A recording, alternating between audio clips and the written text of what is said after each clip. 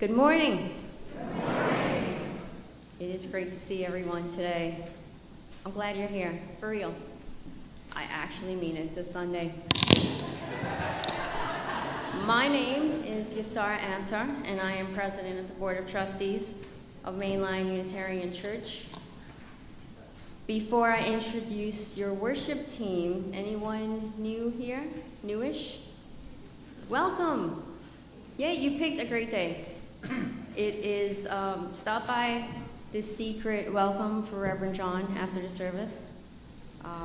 You'll learn more about us that way than the introduction I'm about to give right now about who we are.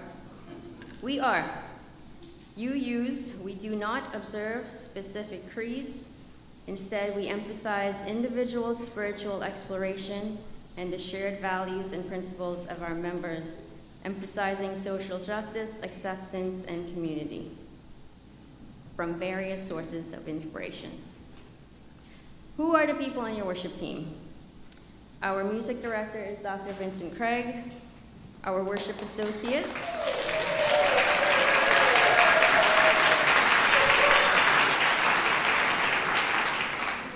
is Paul Costa, making his debut this morning.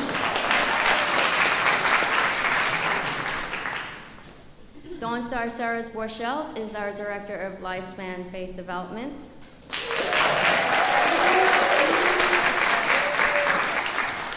Pace yourselves, there's going to be a lot of that today.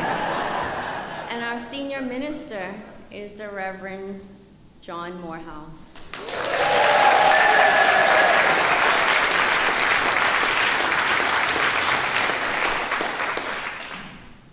Typically, this is where I would mention any event announcements, but that's not happening today. Not from me in the hot tub pulpit. Instead, I'm calling out announcements of gratitude. I can think of 91 reasons, but I'll keep it to 4. 1, we are grateful to all of you for showing up today. We are grateful for the return of Caroline Bright and the Bright family.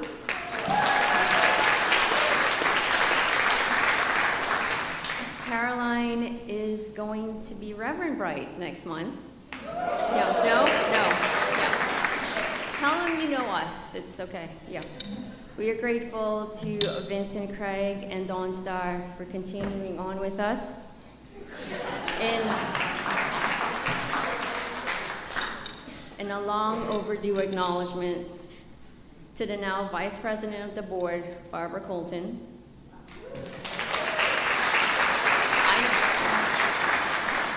I can feel the lasers, Barbara. Listen, you were not here in spring for us to thank you in person, and it's different on Zoom. And if I told you I was going to do this, you would not come today. And I need you to help me lift lids, because I cannot do it alone. So please join me in thanking Barbara for her work in leading the search team to find us the reason we are celebrating today. Thank you, Barbara.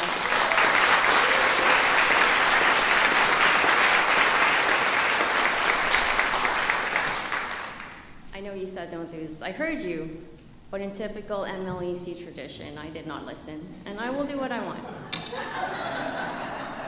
I am grateful to have the honor of welcoming and introducing Reverend John. I'll give you a superficial introduction first, just to test what you remember from the spring. How many kids? Don't help them. Don't help them. How many? 5. That looks like 4. It's not. What's his wife's name? Francis. Good. In what year did he win the UU Interfaith Interpretive Dance-Off competition?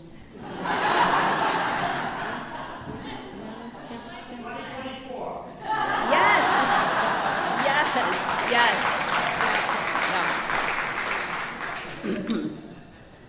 Those are facts that don't tell you anything about him. Having spent a weekend recently, like yesterday, in a retreat with leadership, I can say this without reservation. Reverend John, we have been waiting for you for a long time, but we didn't know it. Maybe you knew, But this weekend was a testament to the fact that nothing happens before its time.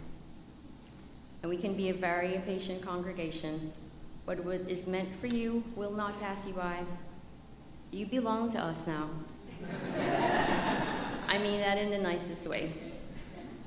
Every interaction is about relationship, and you are now a we with MLUC. We welcome to moving out of a neutral, safe space together with you. We welcome that you are a team player. We welcome that you listen, a listener. We welcome you as one of us. We invite you to grow together with us in this relationship. And we look forward to transforming more lives together with you. Please join me in welcoming Reverend John.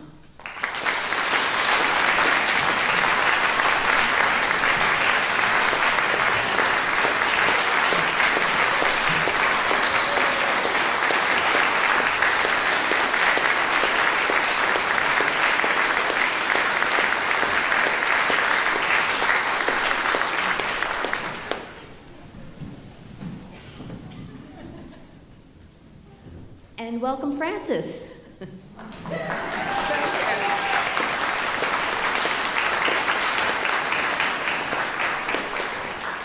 Francis with an I. Let us affirm our mission statement together. Together, we transform lives through love, service, and our welcoming faith.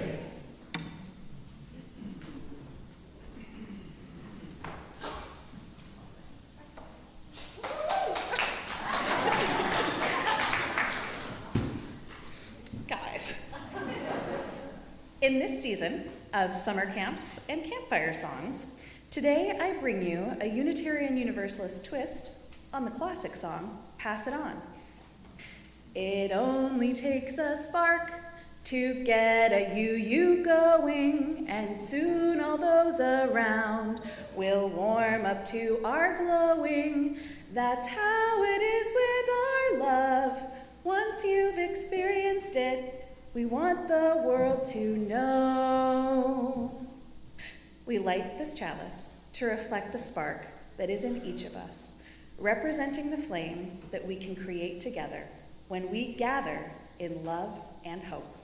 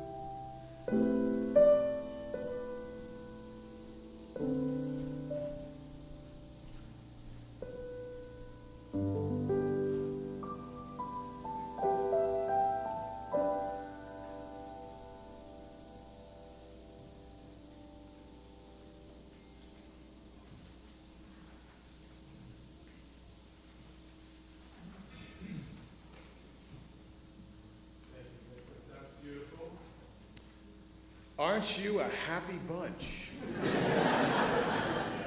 And clappy, too, which I think is a great sign of things to come.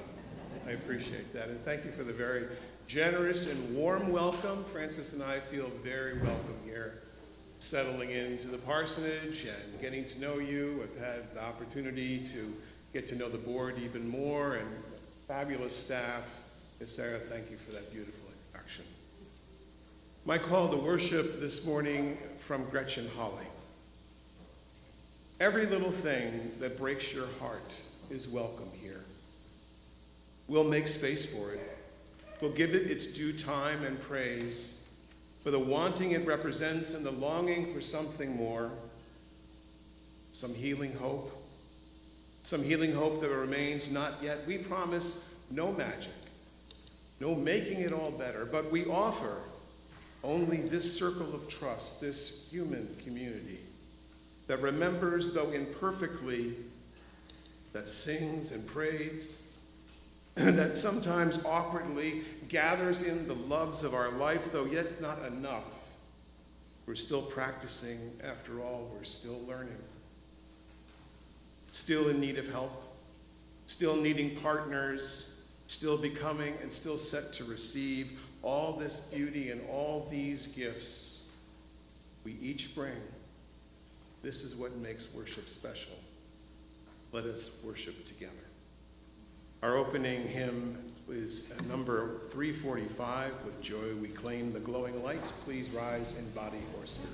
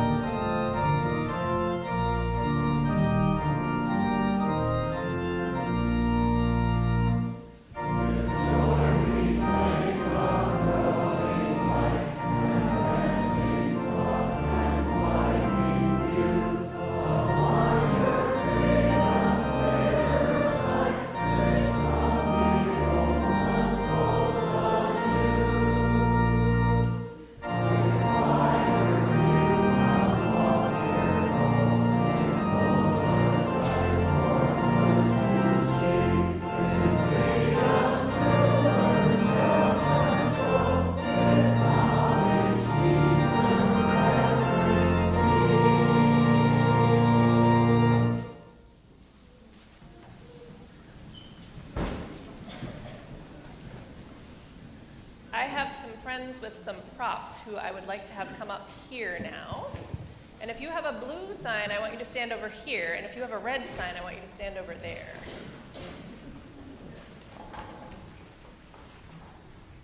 Like maybe in front of the pulpit, because you need to not be in front of John, because we need to see him. Okay, there we go. Have we got everybody? Horsefly over there. Can you go over there? Great, thank you. Okay. In this story, there are two beings, magical beings, holding a duel in a fearsome place. Perhaps it is even hell.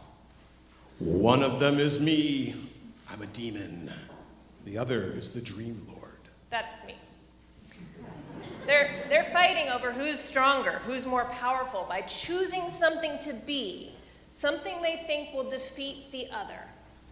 I am a dire wolf, prey, stalking, lethal prowler. I am a hunter, horse mounted, wolf stabbing. I am a spider. No, I am a horsefly, horse stinging, hunter throwing. Did we lose track already? Yeah, no, I messed up. Okay, horsefly. We're off to a great start. All right, let's try it again. I am a spider, fly-consuming, 8-legged, horsefly, die. I am a horsefly, horse stinging, hunter throwing. No, now you're off.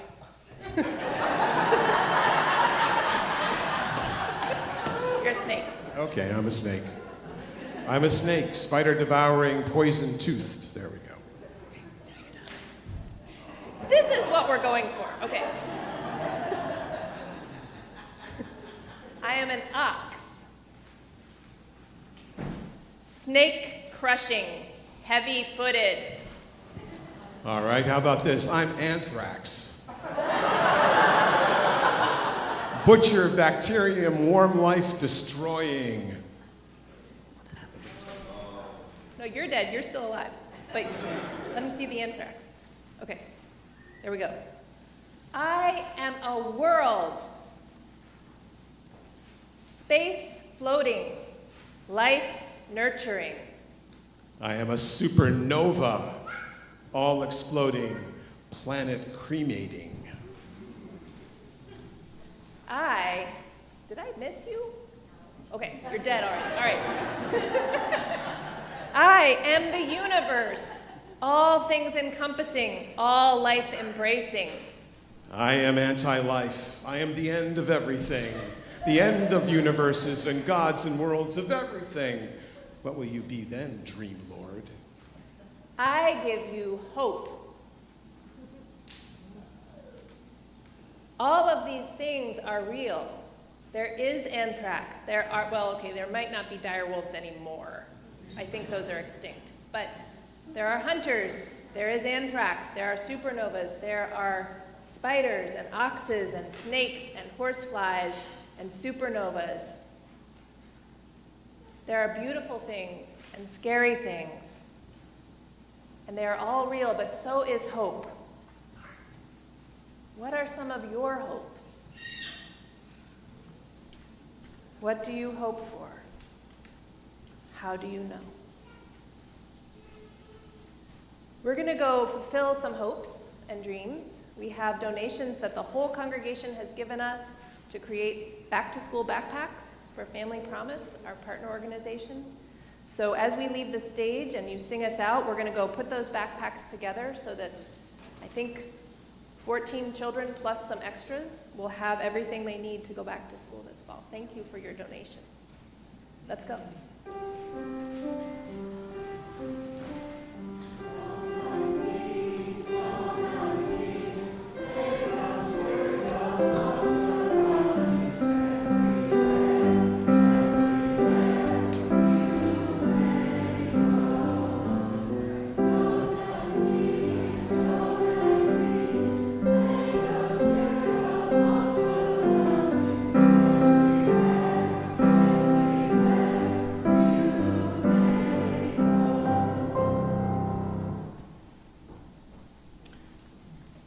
During the month of August, MLUC's offering outreach partner is Family Promise, formerly called the Interfaith Hospitality Network of the Main Line. They will be receiving half of what we collect from our offering. This organization provides a caring and positive environment for homeless families while they design and implement a plan to break the cycle of homelessness in their lives. MLUC is part of the group of churches and synagogues in the Philadelphia metro area that provides meals and housing for homeless families 1 week at a time, several times per year. If you would like to make a donation online, follow the instructions that you see on the screen behind me. If you are in the sanctuary and forgot your wallet but have your phone, scan the QR code that is on the back of the order of service, and you can make a cashless donation. The offering will now be gratefully received.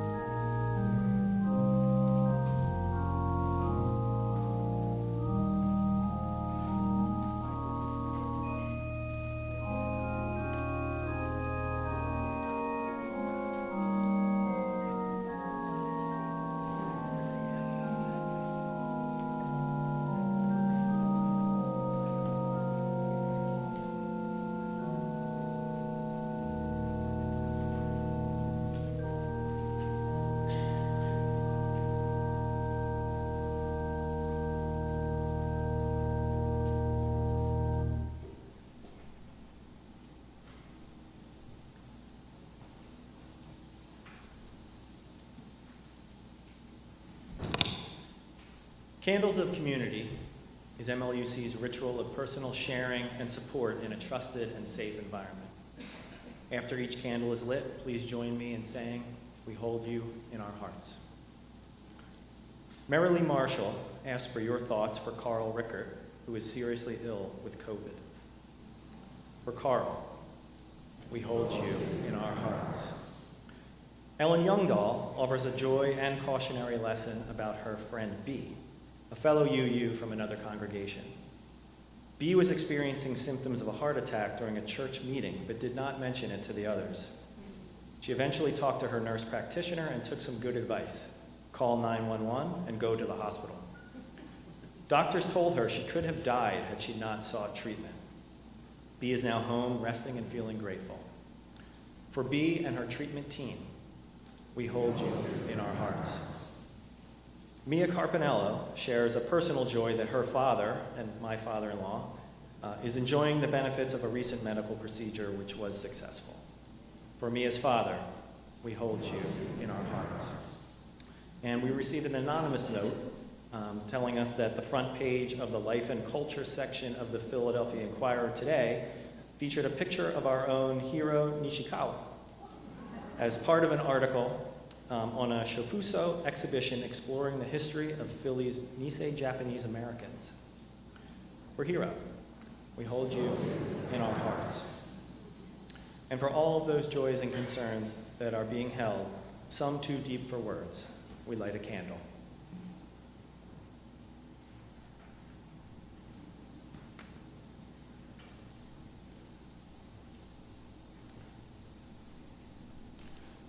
The reflective reading is To Be of Use by Marge Piercy.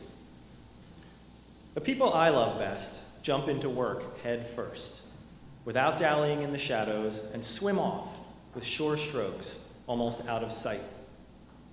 They seem to become natives of that element, the black, sleek heads of seals bouncing like half-submerged balls. I love people who harness themselves, an ox to a heavy cart, who pull like water buffalo with massive patience, who strain in the mud and the muck to move things forward, who do what has to be done again and again. I want to be with people who submerge in the task, who go into the fields to harvest and work in a row and pass the bags along, who are not parlor generals and field deserters, but move in a common rhythm when the food must come in or the fire be put out. The work of the world is common as mud. Botched, it smears the hands, crumbles to dust. But the thing worth doing well done has a shape that satisfies, clean and evident. Greek amphoras for wine or oil, Hopi vases that held corn are put in museums, but you know they were made to be used. The pitcher cries for water to carry, and a person for work that is real.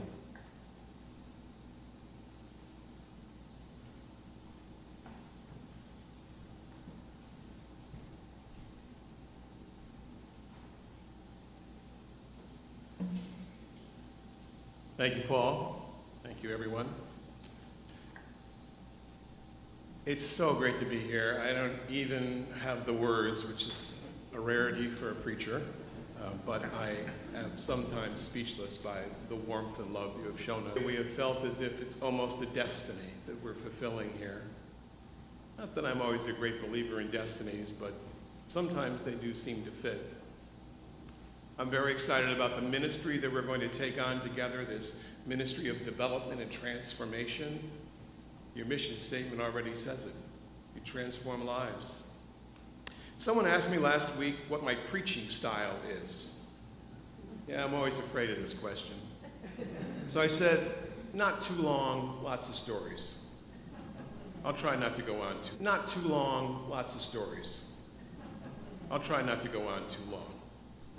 But I do remember a story that a Pentecostal preacher friend of mine, Sammy Conyers, once said when he went to a Pentecostal preachers conference inside Baltimore. The preacher that was on the program at that particular moment was well known, and he was preaching away. And all the other preachers were behind him in the choir loft, giving the occasional amen. He was going strong for what was supposed to be just a 20-minute sermon, and of course, pretty soon it turned out to be 30 minutes, then 40 minutes, and people started coughing and giving rattling candy wrappers, slamming books shut. He kept going. He was up to an hour. And nobody seemed to be able to stop him until one parishioner in the front row had had enough and grabbed her songbook and hurled it at him in the pulpit. And he saw the book coming and he ducked, kept preaching. The book hit one of the preachers behind him. And as that colleague was sliding to the floor, you could hear him say, "Hit me again, I can still hear him." Can I get an amen? My grandfather, Edward Morehouse, would have liked that story. He was born to a Unitarian minister, my great-grandfather, the Reverend Daniel Webster Morehouse.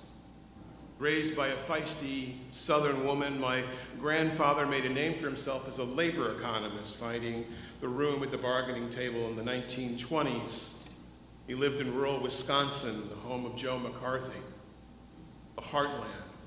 And he spoke often of the social condition that we were living through at that time, which of course led to the Great Depression. One of the realities of that time, which many people don't know about, is that the KKK was on the rise in the 1920s. They fed on the fear of immigrants taking jobs, Protestant and white privilege being lost. Does this sound familiar? And then, of course, we had Woodrow Wilson, who got us in and then I guess got us out of that war and haltingly agreed to women's suffrage, but he was an avowed racist. And because of that, the KKK on one bright Sunday morning marched all the way up Pennsylvania Avenue in full regalia. Look it up, it's a powerful picture. That wasn't enough because then, after all of that, the fear of communism, because this was just after the Bolshevik Revolution, the fear of communism left Woodrow Wilson's Attorney General, Mitchell Palmer, to engage in what was known as the First Red Scare. He brought people in to basically a court, but without any legal process, and jailed hundreds of dissidents. It would take something more. It would take the Great Depression. It would take all that we had lost and hoped to regain. It would take FDR saying that we only have fear to fear. We've known fear, he said, and we know what fear can do. This all sounds very familiar to us. And part of my message today is for you to understand the cyclical nature of difficult times in our lives. My father, Edward's son, spent his life fighting corporate excess. I think he would be rising from his ashes now if he knew what was going on in this country. It seems that for more than a few of us, we're living in some kind of dystopian future.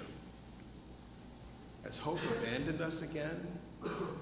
Are we lost? And then, of course, outside of the collective understanding of losing hope, there's the personal stories, which are so tragic in so many lives, that loneliness is the highest it's been in many, many years.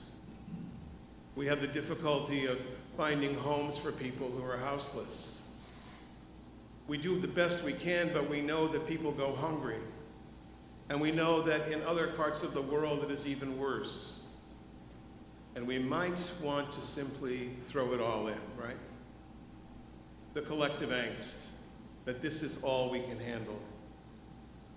I think many of us are wondering if this is the end of the moral public life. One of my daughters asked me that question just the other day. She said, is this it? Is it now? Are we in this succession of reality shows? Is some kind of Hobbesian universe? I mean, a former president running for office after being indicted 4 times. Come on, it makes Watergate look like a traffic ticket. And what I told her is, we've been here before. We've been here before, and we will get out of this.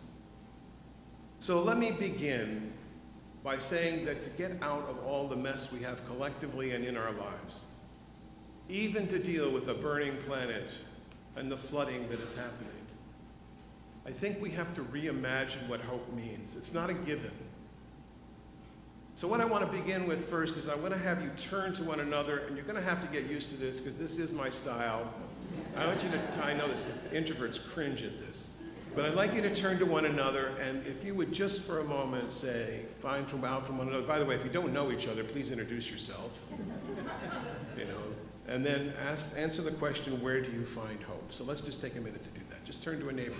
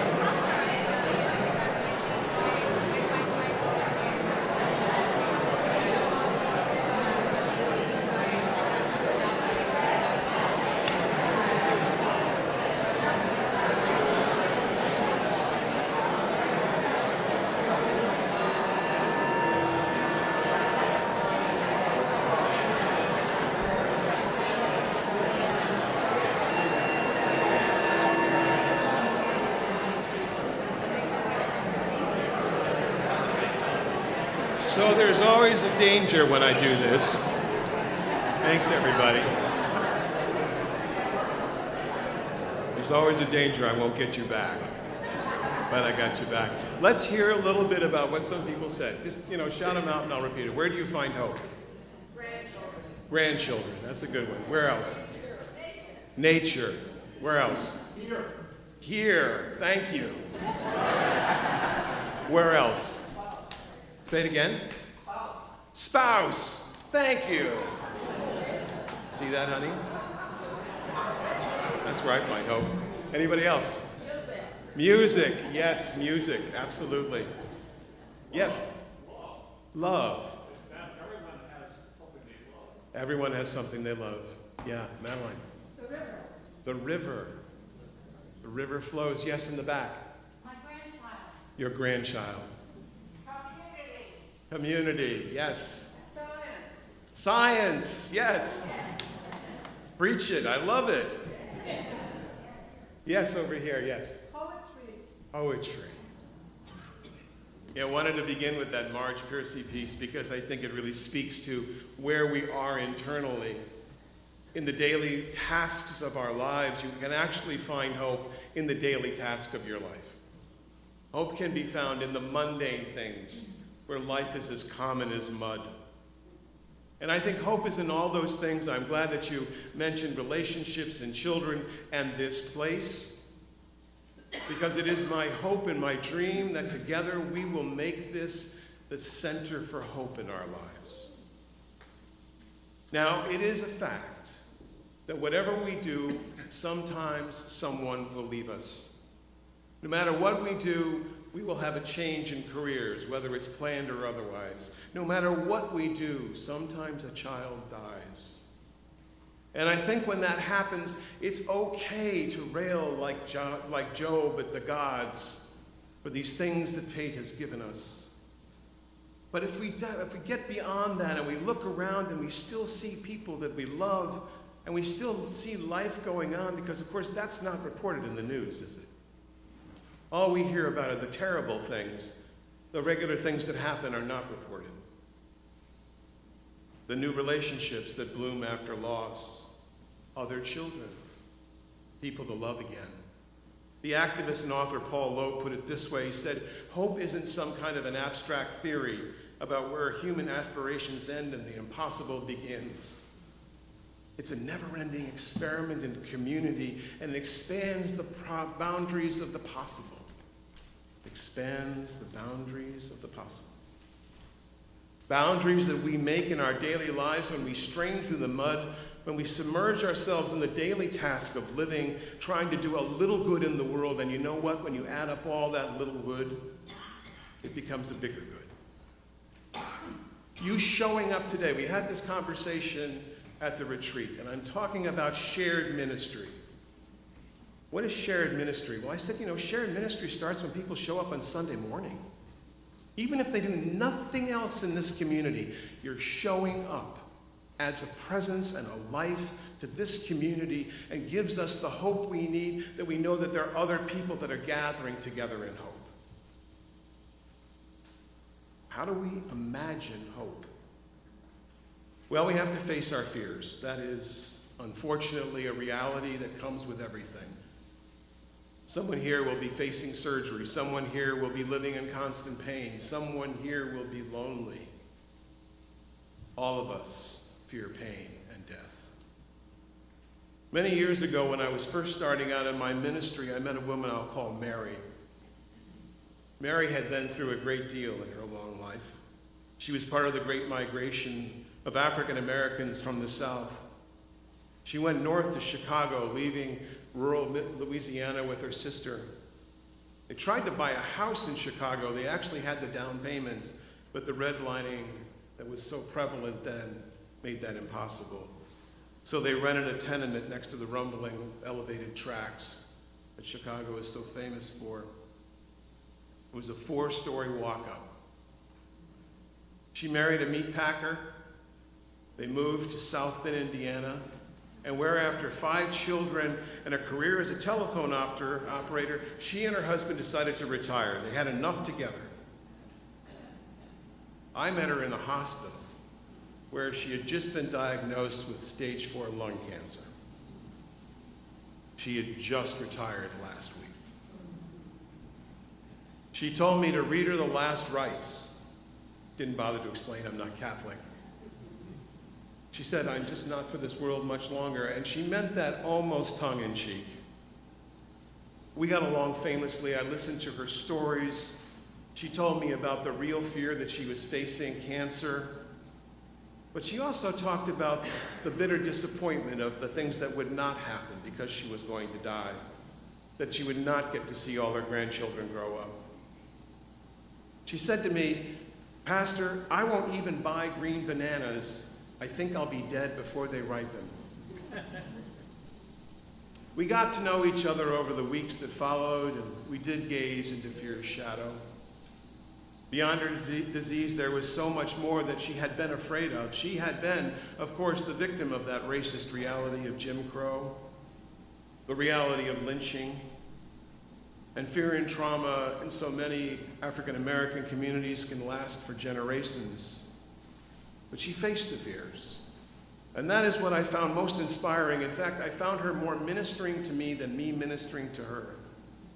And she told me how she had learned to use her imagination to imagine a better time for her grandchildren, to imagine Jesus meeting her at the gates of heaven.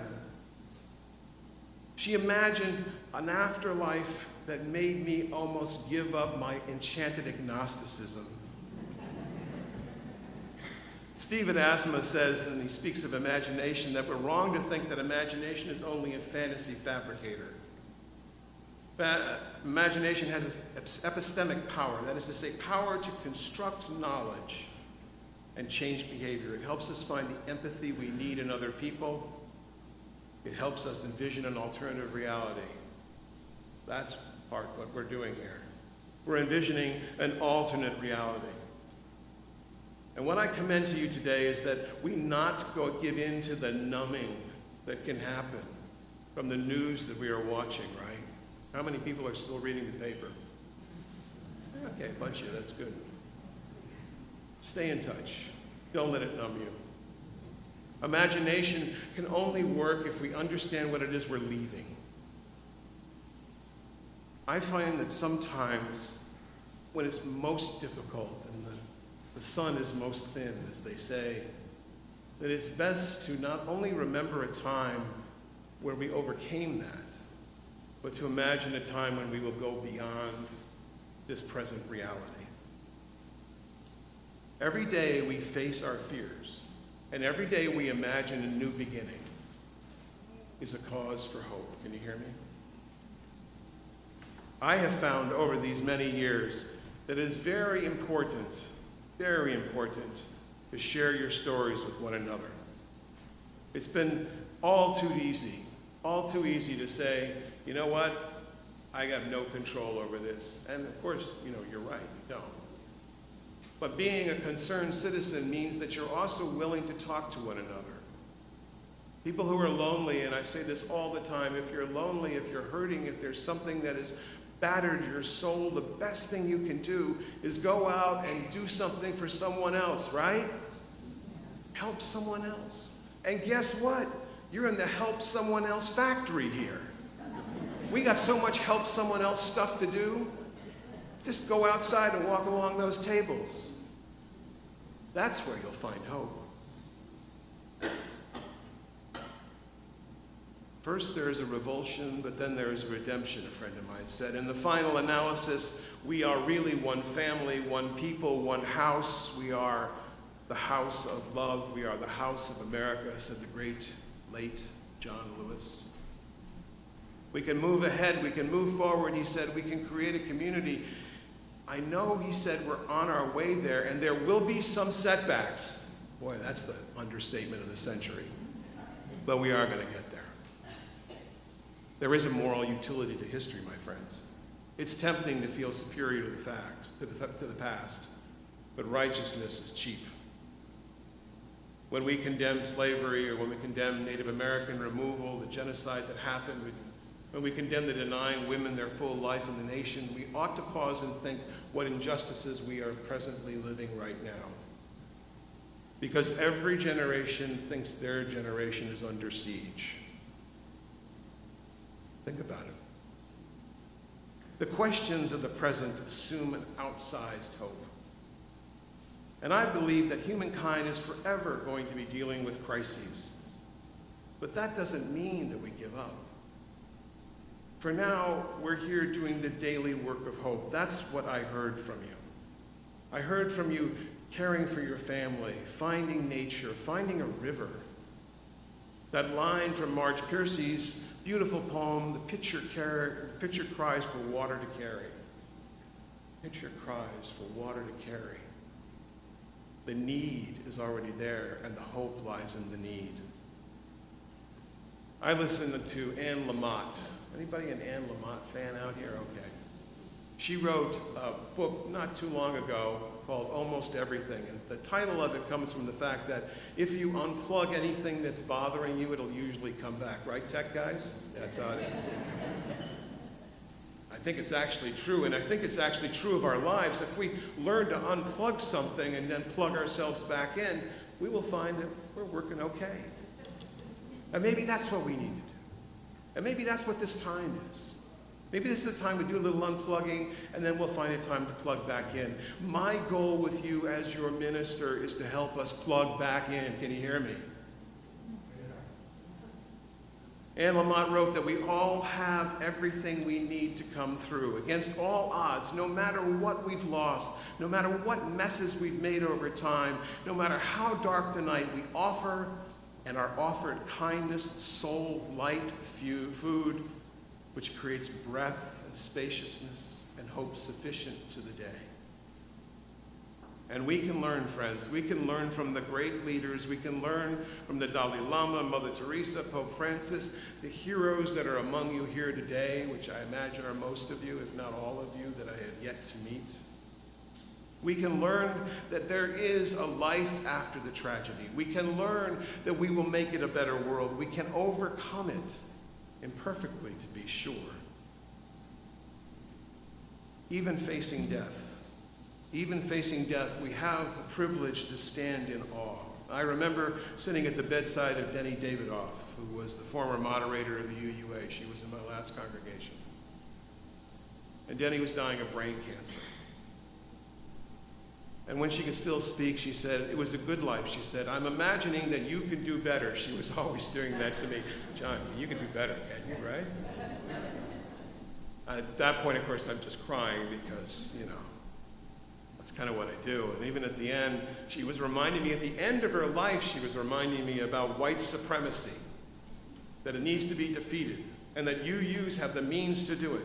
Promise you will try, she said, and I did. I promised. That, my friends, is what hope can do for us. To imagine something beyond where we are now. That's what it means to swim off with sure strokes, almost out of sight. Hope lies in the unimaginable and beyond the imaginable. This time is no different than other times.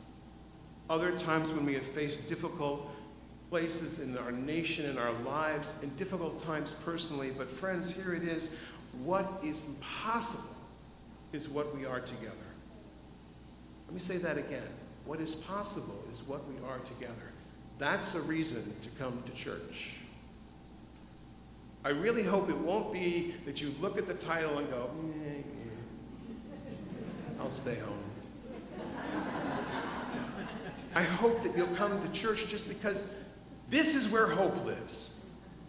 And if you don't need any hope, someone sitting next to you sure does, right? The last time I saw Mary was in the autumn. The fading light of shorter days was filtering through that old black oak outside the hospice window. She was weak. I knew this would be the last time I would see her. And we remembered how we first met, and she laughed. It was kind of a chuckle, sort of funny. She told me how thankful she was that in the year that she had had since that had happened, that diagnosis, that she had been fearless in living her life as much as she could, getting to know her grandchildren. We talked about her memorial service. I had met her pastor. We were going to do the service together. And then finally she turned to me and she said, Pastor John, just before I came here, just a few days before I came back in the hospice, I bought those green bananas. I imagine they've gone bad by now. And I said, at least you bought them, Mary. At least you bought them. Hope indeed. Amen.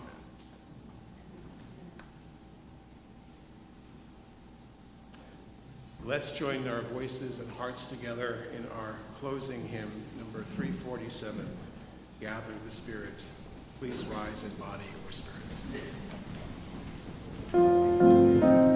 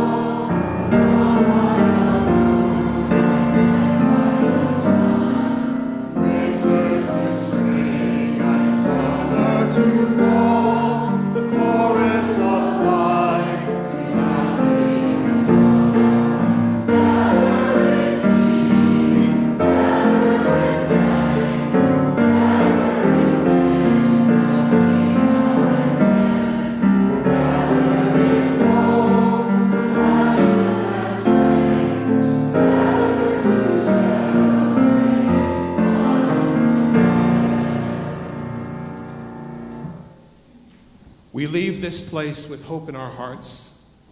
We leave this place knowing that every small act of kindness that we do will change the world.